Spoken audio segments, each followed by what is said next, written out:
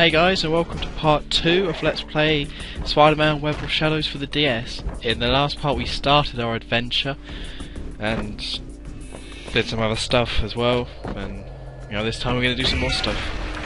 So yeah, as Spider-Man said, we have to head down into the sewers because that's what people do, I guess.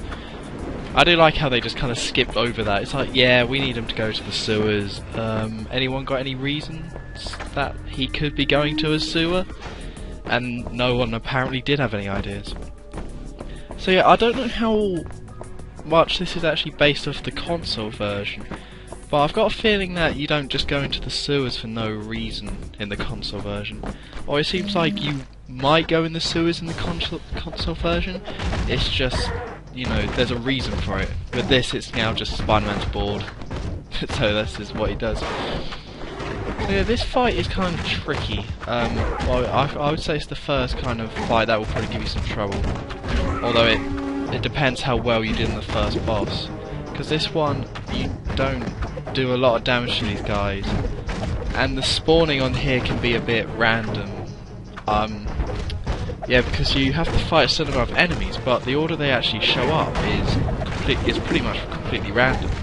So you could be fighting like 2 dogs straight away, or you could be fighting 2 of the fat guys. I don't know, they need a name, those people. I'm sure they have a name. Well, Blue Fat Guys seems to, If I say Blue Fat Guys, you know what I'm talking about, it's a good name. So yeah, if you're doing this fight and you're unlucky enough that 2 dogs spawn, you're gonna, want to be careful. Because as you can see, I think I mentioned in the last part, dogs are arseholes. And are not fun to fight at all. They're just not fun to fight. Because when they run, you can't avoid that. You might be able to press R to dodge it, but I never dodge. I won't. Just so you know out there, I never press R to dodge. I mean, I'm sure it's because I'm playing on a keyboard, people. It's really awkward to, as you're playing, to press R to dodge as well. It's not too bad, it's just I'm already using A, B, Y and X, so I mean L and R as well, it's kind of a bit awkward, so I mean I've managed to get through the whole game without dodging once, so. But yeah, that's just something you want to be aware of. You can dodge if you want to, that's just me who doesn't like dodging. It's a bit girly, isn't it? You don't get out of the way of someone, you punch them in the... you punch them. Well, you can do that. So here's another save point. Yeah, I'm not... If you've seen my other LPs, you'll know that I usually edit stuff out. In this game, I'm not going to do any editing out. I'm going to show everything. Okay, no, I am going to edit some stuff out, but pretty much that's going to be right towards the end. Because there's some... Well, you'll see it when I get to it. So yeah, you're just going to see everything I see, because there's really nothing... There is some backtracking. And if you look at reviews, they say, oh, the backtracking, oh, that's bad. I have no problem with backtracking in games. As long as they don't do it too often and you're actually going towards something new. It's like people, Metroid Prime had backtracking, but you were going to somewhere new, just in an old area. And this is what Spider-Man does, and this game does quite well. You go to somewhere new, you go to somewhere old, that's just now you can go a certain path. It works well. So here's another fight. These fights I'm showing you, I don't think you have to do them. I'm just doing them because A, extra XP. You pretty much have to do these fights if you want any sort of decent combos. And B, it's just, sometimes it can be easier to fight them than run away. Running away, they will just jump at you. The dogs will just run at you as you're trying to run away. And you thought Spider-Man would be faster, but no, apparently those dogs really want to bite you. Which is weird, but... So yeah, gotta kill these dogs and yeah, move on. So yeah, as you can see, I know I explained why I have 2 screens up, but it is really handy to see the map, and you have to go here. So here's the second boss. Most of these bosses in this game are going to be like super versions of normal enemies. Like you have the fat guy. I know he became a normal enemy, but he's everywhere, that fat guy. He gets around. I mean, I don't know how. Probably has one of those sort of fat guy scooter things. But. So in this fight, tactics is probably your best bet is to web him like this. Although that can happen. It's kind of a bit of a it can kind of be a bit annoying because I always thought it was a super version. This was a Spider-Man, like a Spider-Man clone. Apparently it's, well it is, but they don't actually call it that at all. Because for some reason it can web you, which is weird. So yeah, what you want to do, you want to hit it like this. You want to, when you hit it, okay, here's my advice. Whenever you start kicking, uppercut, and then hit it in the air like that. That's how you do max damage.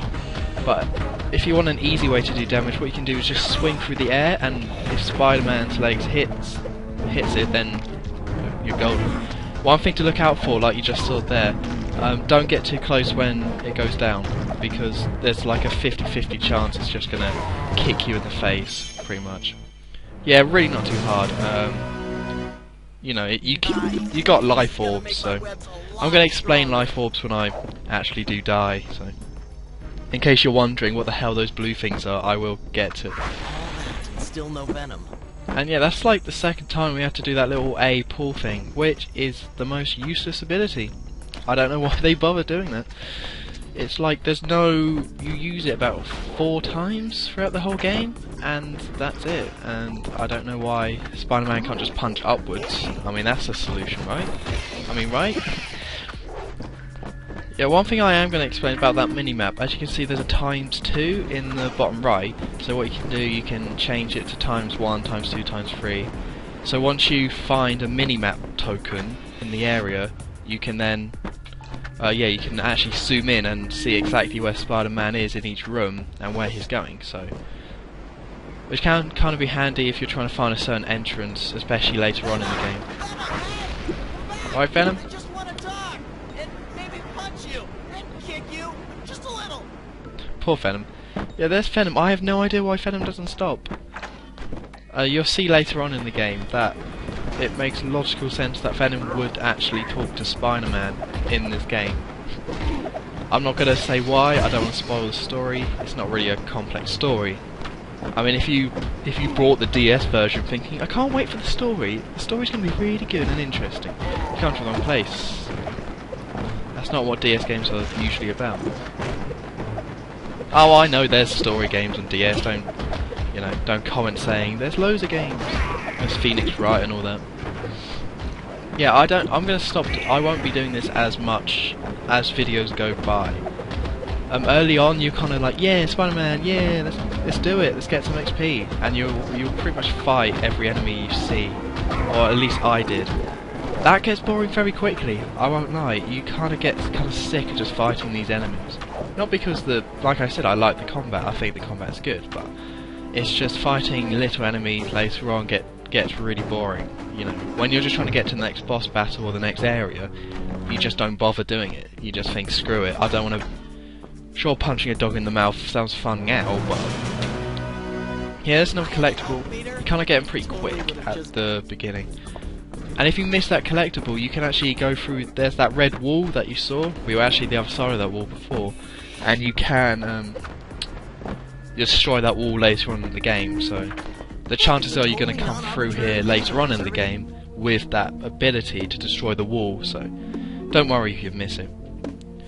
Yeah, it's me buying Drill Kick for no reason. I at this point there, I read through all the combos I could buy, and none of them sounded amazing, so I pretty much just bought everyone as I went along. Although, a good thing about the upgrade system in this game is that you can actually just rearrange at any point, which is something that I think a lot of games need. Like, so what I mean is that I could like get rid of Drill Kick and get my XP back, and then spend it on a better attack, which is really cool. It's really helpful. Not sure where I'm going at the moment. There we go. This is the way to go. We have to get out of the sewers, apparently. Oh no, this isn't the way to go. What am I doing? Me? This isn't cool. People don't want to see me randomly wandering about. Because in just so you know, I actually have 2 saves. Although one of the saves got messed up. I had a test save just so I wouldn't have any moments like that. And as you can see, it worked flawlessly. Yeah, I had a test save, so that's the save I get lost on. And then I have this actual save that... you know, so I should actually know where I'm going and get more collectibles that way. Like... no, I thought there was a collectible here. There's one coming up. weird for you to be hanging out with other symbiotes. Yeah, this is the fourth area. No, not the fourth area. This is the third out of 4 areas, and this area is weird. It's a bit, probably the worst area in the game. Not to say it's bad, and I had a bad time being here. It's just like that map is so weird. That map, like, can you guess where we are at this point? Because I can't. Well, I do know where we are, but at the time I was like, am I near that save on the right, or am I near that? I mean, what's going on? Yeah, this is me beating up more enemies, which, like I said, I'm going to stop. It gets, you know, to play it's still good, just to watch it's kind of like, oh, no. I'll just keep the dog and get out of there, me. No one wants to see this. We'll just wait until past me decides to, you know, sort his act out. Like I said, I wanted XP, but you really don't have to. The way to do it is that if you want to move, then go out and beat up enemies. Because every time you come to a new area, there's always spawning enemies. So that's the way to do it. Don't get XP if you're not sure what it's for. So here, Black Cat. One thing I never like in Marvel, and one of the reasons why... Oh yeah, there's this. Life Orb. Grab that. That increases the max number of Life Orbs, which is pretty much lives. You know, it's the Spider-Man versions of lives, so you want to grab that. Friendly neighborhood Spider-Man. Oh god, bad voice acting. Oh god. But this isn't your neighborhood, Black. Yeah, one thing I never liked about Marvel is all this stupid bollocks with, like, some woman in a tight skin suit speaking to, like, the superhero. It didn't work with Catwoman, it doesn't work in Black Cat, it doesn't work with any of them. What is that lunatic? It seems like every Marvel thing they have to go and talk up, or DC as well. Because Catwoman's DC, isn't she? Yeah. That they have to go and stand on the rooftop next to a good-looking woman and have a boring conversation. And I've got my own problems. So yeah, here's the first instant of the good versus evil morality system. Can't speak. What you get to do, it's a really cool little thing actually. What you get to do is choose between helping Green Goblin or Nightcrawler, which I don't think it does produce 2 different endings in this game. It does in all the console version and the PS2 version, but in this version of the game I believe there is only one ending, so you're not gonna have to play through the game twice. So what I can do at this point, I can either choose to go right and help Green Goblin and do his mission, I've always wondered where crates came or from. I can go left and go back to the sewers and do Nightcrawler's mission. Just so you know, you get to do this, I think, twice, maybe 3 times. I know it's... Yeah, I'm going to say 3 times. Definitely 3 times. Yeah. So you get to do this like 3 times, and I'm going to pick Nightcrawler every time. Just so you know, it's just... You know, just a bit of consistency. I could have gone between the 2, it's just... You know, I think the idea is that Green Goblin isn't evil in this game. Well, he's evil, it's just the whole point is that the whole city's being destroyed, so everyone's kind of banding together to help each other out. And I have no idea why I'm going this way. Like I said, this is where you really need the mini-map, so...